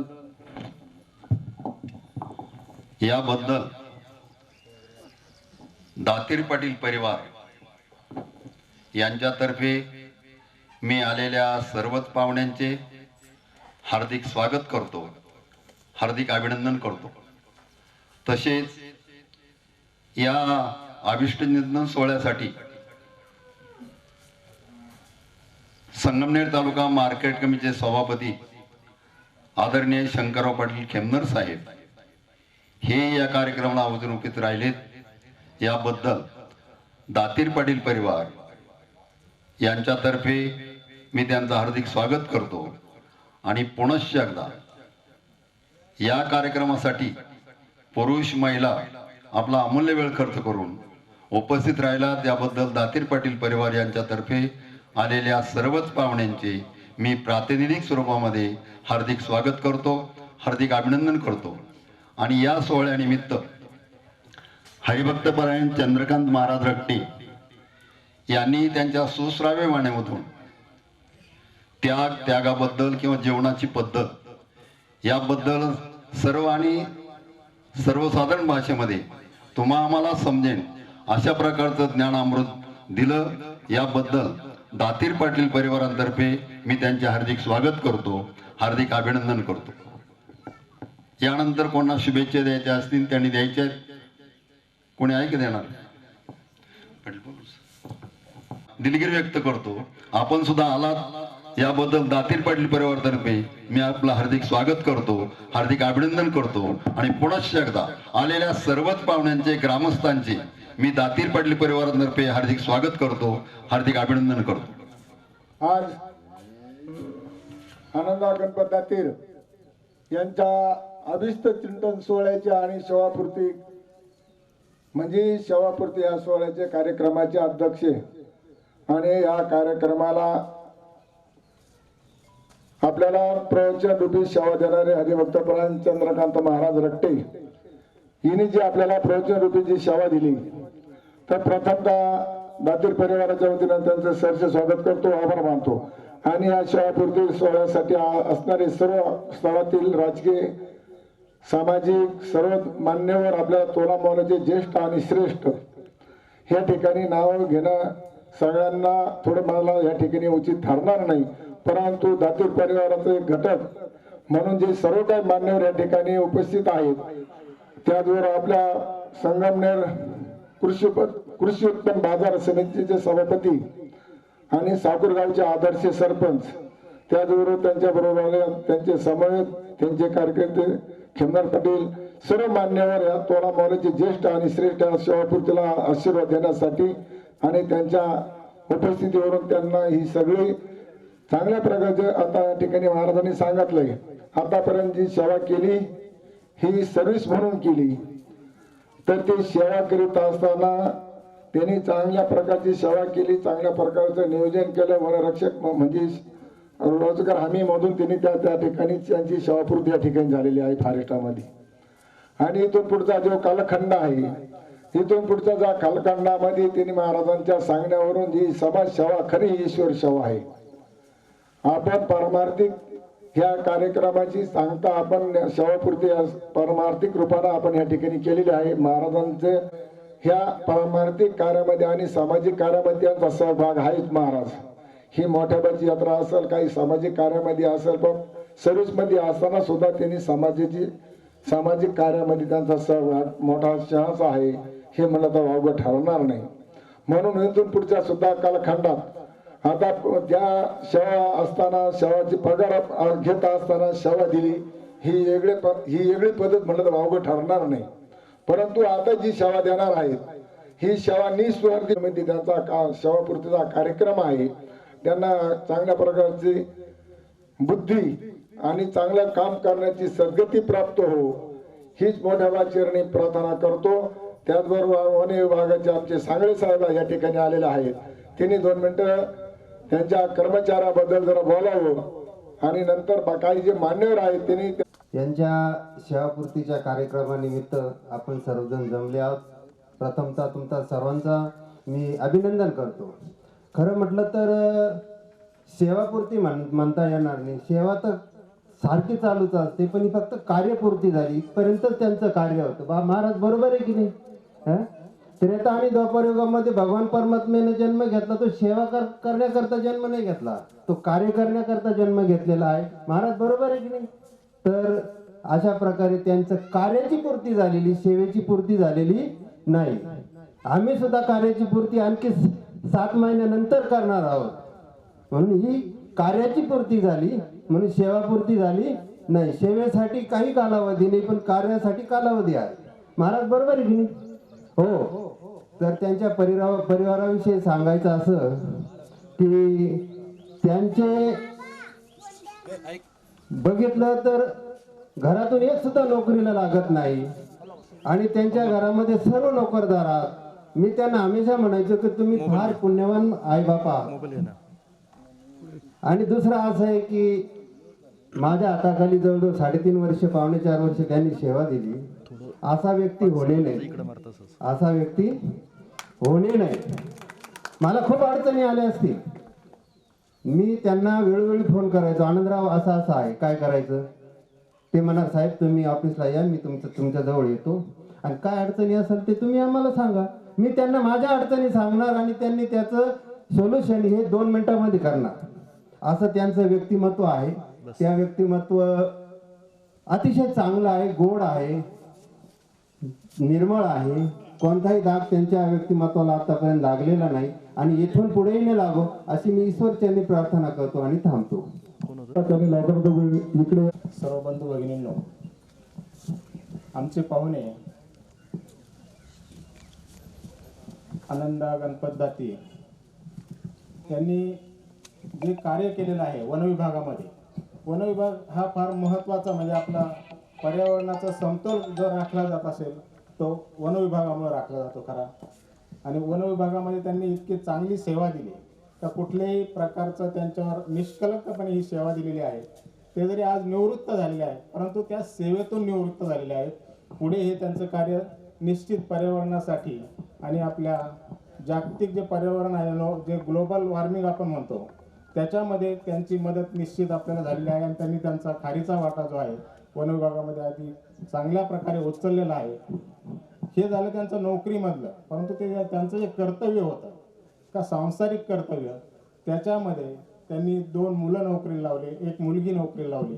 म्हणजे खूप चांगलं काम त्यांच्या हातून घडलेलं आहे. त्याचप्रमाणे धार्मिक बाबत जर म्हणलं तर त्यांच्यामुळे आम्हाला मोठे बाबा माहीत झाले. खरं बऱ्याच वेळा मी इथे येऊन गेलो, खूप चांगलं कार्य त्यांनी याच्यामध्ये केलेलं आहे.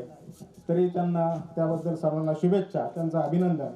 आणि त्यांचं पुढील आयुष्य जे आहे ते अत्यंत आरोग्यदायी, आनंददायी असं जावं अशी शुभेच्छा व्यक्त करतो आणि थांबतो. सर्वांना आज आमची वेळी आज कार्यातून मुक्त होत आहे आणि हमेशा आपल्या गावासाठी याच्यासाठी झटणारी सेवा ती त्यांची अविरत चालत राहणार. तर यातून एकच सर्वांनी एक संकल्प करूया. आता सध्या ग्लोबल वॉर्मिंगचा हा जो प्रकार चालू आहे याचा समतोल राखण्यासाठी आपण सर्वजण या ठिकाणी एकत्र आलो आहोत, तर या सर्वांनी एकच संकल्प करा. प्रत्येकाने एक एक जरी कुटुंबातील जेवढे व्यक्ती असतील तेवढे एक एक जरी झाड लावलं तरी या वृक्ष संवर्धनासाठी आणि ह्या जे वातावरण बदलत आहे या वातावरणासाठी पोषक होईल. तर एवढं सांगू इच्छितो. आणि यांच्या बद्दल बोलायचं ठरलं तर आमची व्याई म्हणजे आपलातून व्यक्ती, कायम हसत खेळत राहणारे आणि अशा कुटुंबात सर्वजण सुख संपन्न असून असेच नेहमी सतत सुख संपन्न असावे आणि त्यांचं भावी आयुष्य सुखाचं, समृद्धीचं आणि निरोगी आणि नातवंडांमध्ये जावो अशी मी ईश्वरचरणी साईचरणी प्रार्थना करतो आणि माझे 2 शब्द संपवितो.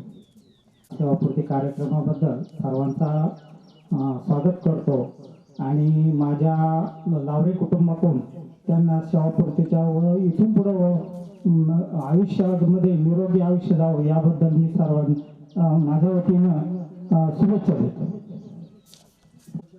आपल्या कृषी उत्पन्न बाजार समितीचे सभापती, त्याचबरोबर साकोरगावचे आदर्श सरपंच ही 2 मिनिटात त्यांना त्यांच्याबद्दल माहिती देतील. आनंदा गणपत दातीर यांचा आज सेवापूर्ती कार्यक्रम या ठिकाणी संपन्न होत आहे. सर्व बंधू भगिनींनो तसंच त्यांचे या ठिकाणी उपस्थित असलेले सर्व नातेवाईक, आज या ठिकाणी आपल्या खांबेगावचे सन्माननीय आनंदा गणपत दातीर हे फॉरेस्ट खात्यामधून वयाची 58 वर्ष पूर्ण झाल्यानंतर ते सेवेतून निवृत्त होत आहेत आणि आज त्यांचा या ठिकाणी सेवानिवृत्तीचा कार्यक्रम आपल्या सर्वांच्या उपस्थितीमध्ये या ठिकाणी प्रवचन सेवेने संपन्न झालेला आहे. या ठिकाणी उपस्थित आदरणीय हरिभक्तपरायण दत्ते महाराज यांची प्रवचनरूपी सेवा सुद्धा या ठिकाणी संपन्न झालेली आहे. त्यांनी जी आनंदा गणपत दातीर यांनी जी वयाच्या 58व्या वर्षापर्यंत या ठिकाणी सेवा केली, निश्चितपणे आपल्या महाराष्ट्रामध्ये वन खात्यामध्ये जे जे अधिकारी असतील, पदाधिकारी असतील, त्यांची जी सेवा असती ती सेवा निश्चितपणे आपल्यासाठी अतिशय चांगली आहे. कारण पर्यावरणाचं संतुलन राखण्यासाठी या वनसेवेतील अधिकारी असतील, पदाधिकारी असतील, त्यांचं सेवेचं महत्त्व हे अतिशय चांगलं असतं. कारण आपलं जर पर्यावरणाचं संतुलन राखायचं असेल तर वृक्ष लागवड ही अतिशय महत्त्वाची असते आणि या फॉरेस्ट खात्याचं काम हे आपल्या परिसरामध्ये असेल, महाराष्ट्रामध्ये असेल, देशामध्ये असेल, त्यामध्ये वृक्ष लागवड करून पर्यावरणाचा समतोल राखण्याचं काम हे सर्व कर्मचारी या ठिकाणी करत असतात आणि त्यांनी तीच सेवा आपल्या वयाच्या 58व्या वर्षापर्यंत केली आणि त्याचंच एक फळ म्हणून त्यांचं सर्व कुटुंबातील मुलं असतील, मुलगी असेल, ते आज शासकीय सेवेत अतिशय चांगलं काम, 2 मुलं हे पोलीस खात्यामध्ये आहेत, मुलगी कृषी खात्यामध्ये सर्व्हिस करते. म्हणजे निश्चितपणे त्यांनी जी त्यांची सेवा केली त्या सेवेचं फळ त्यांना अगोदरच या ठिकाणी मिळालेलं आहे. मी आपल्या सर्व उपस्थितांच्या वतीनं त्यांची जी सेवा झाली त्या सेवेसाठी त्यांना आपल्या सर्वांच्या वतीनं शुभेच्छा देतो आणि पुढचं त्यांचं उर्वरित आयुष्य हे अतिशय समाधानी, निरोगी जावं अशी आपल्या सर्वांच्या उपस्थितांच्या वतीनं ईश्वरचरणी प्रार्थना करतो आणि थांबतो. यानंतर नमस्कार. आपल्या गावचे ख्याती असलेले आणि महत्त्वाचं म्हणजे उत्कृष्ट पहिलवान असलेले माननीय श्री आनंदा गणपत दातीर आज सेवापूर्तीत त्यांचा गौरव सोहळा या ठिकाणी आहे. तर आम्ही लहानपणापासून पाहतोय त्यांनी अनेक पहिलवान आपल्या गावामध्ये घडवलेले आहेत. आपल्या गावच्या हंगामामध्ये त्यांचा महत्त्वाचा आणि मोलाचा वाटा असतो. त्यांनी वनक्षेत्रात वनसेवक म्हणून फॉरेस्टमध्ये त्यांनी अतिशय उत्तमरित्या काम केलं. आपल्या समाजाचा व्यवसाय हा मेंढपाळ, आणि मेंढपाळ व्यवसाय म्हटलं आणि वनक्षेत्र म्हटलं का याचा थोडासा कुठंतरी ताळमेळ साधणं अवघड जातं. चराई क्षेत्र वगैरे असेल तर वनक्षेत्र वाढणं थोडंसं मुश्किल होतं, आणि आपल्याकडं जास्तीत जास्त मेंढपाळ असल्यामुळे आपला व्यवसाय सामाजिक व्यवसाय तो असल्यामुळे या दोन्ही गोष्टींचा अतिशय योग्य ताळमेळ त्यांनी साधून अतिशय उत्तम रीतीने त्यांनी आपली सेवा त्या ठिकाणी वनसेवक म्हणून पार पाडलेली आहे. त्यांचं कुटुंब अतिशय सुसंस्कृत आणि सुशिक्षित आहे. सर्व त्यांची मुलं नोकरीला आहेत आणि उच्च शिक्षित आहेत, आणि सर्व गोष्टी अतिशय आनंद आहे. आणि इथून पुढील आयुष्यामध्ये त्यांना ह्याच आनंद द्विगुणित होत जावो आणि त्यांच्याकडून जास्तीत जास्त आपल्या समाजाची सेवा आणखी घडो अशी मी त्यांना आपल्या सर्वांच्या वतीने शुभेच्छा देतो आणि थांबतो.